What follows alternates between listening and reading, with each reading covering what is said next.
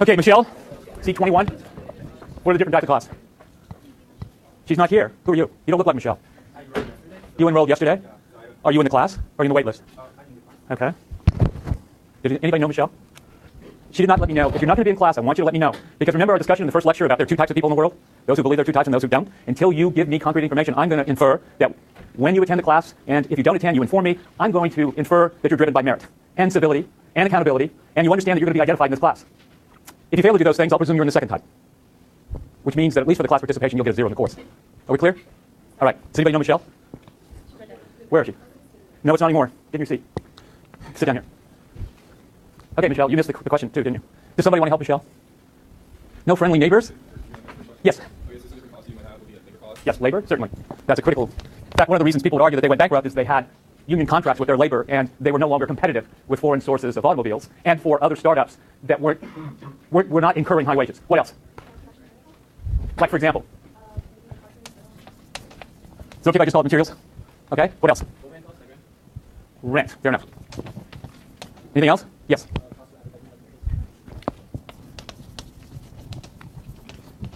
Okay, those are a few. Now, what about the second question? Decisions that are affected by your cost. What decisions? Yes. Can I call it operating factories? Okay. And we know they closed down a lot of factories, don't we? What else? Yes. Number of cars produced. What else? Yes. Pricing. Okay. What else? Yes. Right, that's a key decision. Number of employees. There are others as well, but this is sufficient, right? It just gives you a flavor for the types of costs that you're going to incur and also the decisions that will affect what those costs are. For example, clearly, the number of employees, once I make that decision, it's going to determine what my total labor costs are, right? All right, so what are we going to do in this chapter, or in this lecture? We're going to look first at a production function. A firm is at its core in the business of taking a group of inputs, mapping those inputs to some valuable output. And what describes that mapping process is a production function. Namely, what inputs am I using to produce an output that has some value in the marketplace for which I have a willingness to sell? What are the various costs? We've outlined a few here with respect to our example of General Motors, and we want to look at how those costs relate to the output that is being produced. How do those costs differ in the short run and the long run? And we've already noted when we look at elasticities that there's a lot more flexibility in the long run, right? And one of the major flexibilities is a firm can determine, for example, the number operating factories, the number of factories that they're going to operate or they will invest in the long run. In the short run, they can't do that because their factory complex is fixed in the very short run, right? What is, or what are economies of scale, and how do we measure them? All right, let's begin with total revenue, total cost, and profit. And here, as in your reading for today's class, there's an important distinction between accounting profits and economic profits.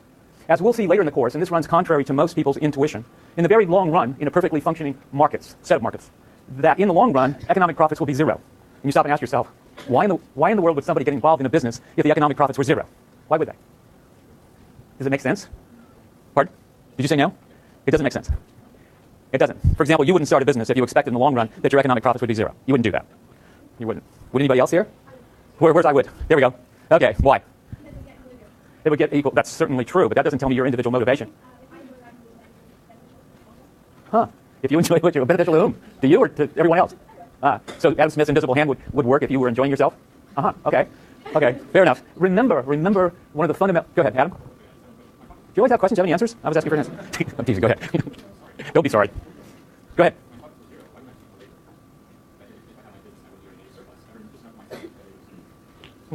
So your argument, your intuition tells you that you would be indifferent from running or operating the company and just offering your time as a laborer, right?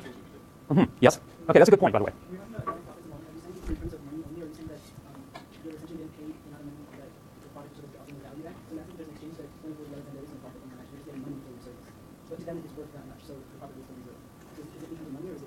No, it's in terms of monetary values. Profits are measured in terms of some monetary value, and whether it's a dollar or some other currency is irrelevant. Yes?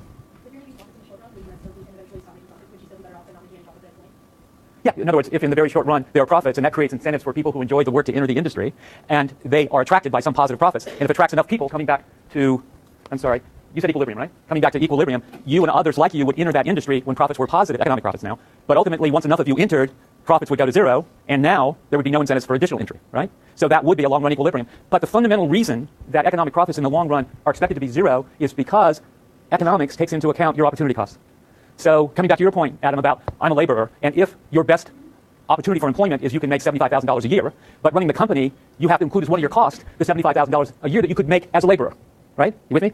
Okay, so now there's an indifference point with regard to whether you're going to offer your labor for $75,000 or run a company and get as your opportunity cost at least an accounting profit of $75,000. But when you take into account your opportunity cost, your economic profit is zero. And coming back to, let me row 3, coming back to, just a moment. 1, 2, 3. Are you Omega? Omega. And if you enjoy running the company and telling other people what to do, you will choose running the company as long as you can still cover your opportunity cost. Right, Omega? Okay, we got it. Yes?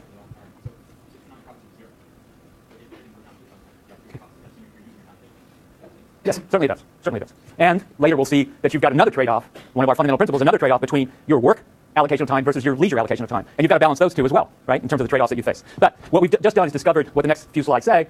Profits are measured as total revenues that are received less total cost. The total revenues are the amount the firm receives from selling the product, selling its output. The total cost is the market value of inputs a firm uses in the production of that output. Now, here's the distinction between economic profit and accounting. Certainly. Okay, got it? Total cost, the market value of the inputs the firm uses in production. All right? Okay. Now, explicit cost. What an accountant does, an accountant comes along and looks at total inflows of monetary value, cash, and total outflows. And all of the costs that an accountant measures are explicit cost.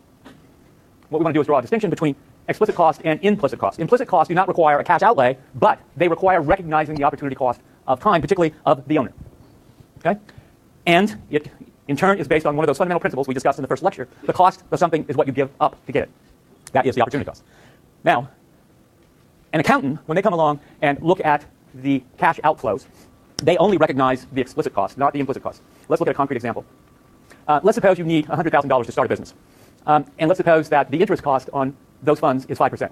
Now, that 5% could be, instead of investing $100,000 in the business, you could put it into a savings account 5 years ago and get 5%. Not today, but 5 years ago you could have gotten 5%. And clearly, that is an opportunity cost of $100,000, right? Or you could borrow from family or friends or the bank that $100,000 and pay 5% interest on it.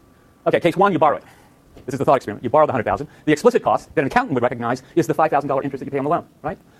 However, suppose that you use $40,000 of your savings and you borrow the other $60,000. Now your explicit cost is not $5,000, but instead it is explicit cost would be the interest on the loan, which would be $3,000 given that you're borrowing $60,000. But the implicit cost would be the opportunity cost of the $40,000 that you're using for this purpose, rather than putting it in, for example, a savings account where you could have earned that as interest. Okay? In both of these examples, the two separate cases, the total explicit and implicit costs are in fact the same. But an accounting recognition of those costs would only include the explicit part, not the implicit part. An economic measure of those profits, however, would recognize both the explicit and the implicit cost. Right? Accountants ignore the implicit costs because they don't have measures of those implicit costs. And moreover, the IRS or the state franchise office doesn't recognize that either. So when a company reports its taxable income, it doesn't get to deduct its implicit cost. Right? Okay, let's look at a concrete example. Let's suppose that the rent, the equilibrium rent on office space, has increased by $500 per month. Compare the effects of that change, that event, on accounting profits and economic profits under two alternative facts. 1, you rent your office space, or 2, you own your office space. Okay? Now, if I've explained this clearly, you should know the answer immediately. Visit with your neighbors, give it some thought, and then tell me what the right answer is.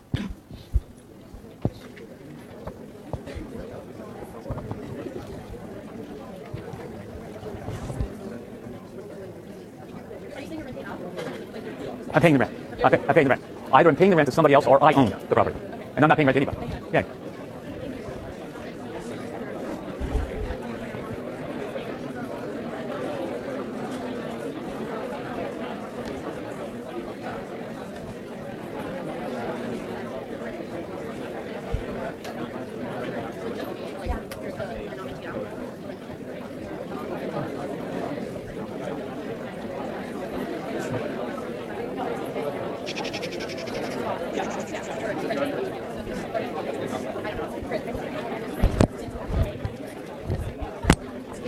Can I borrow your pen for a second? Thank you. Okay.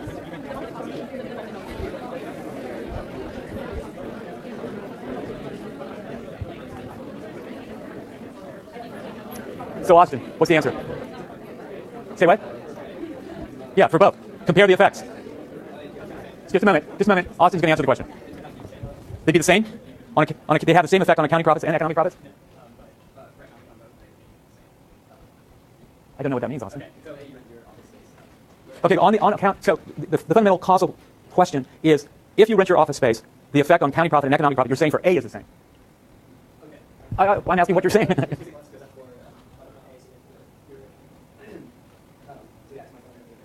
Uh-huh. Pardon?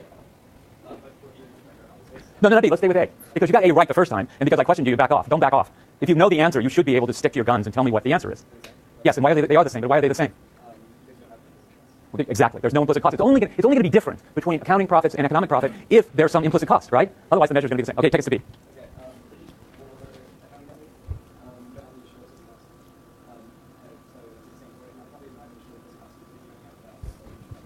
Does everybody agree?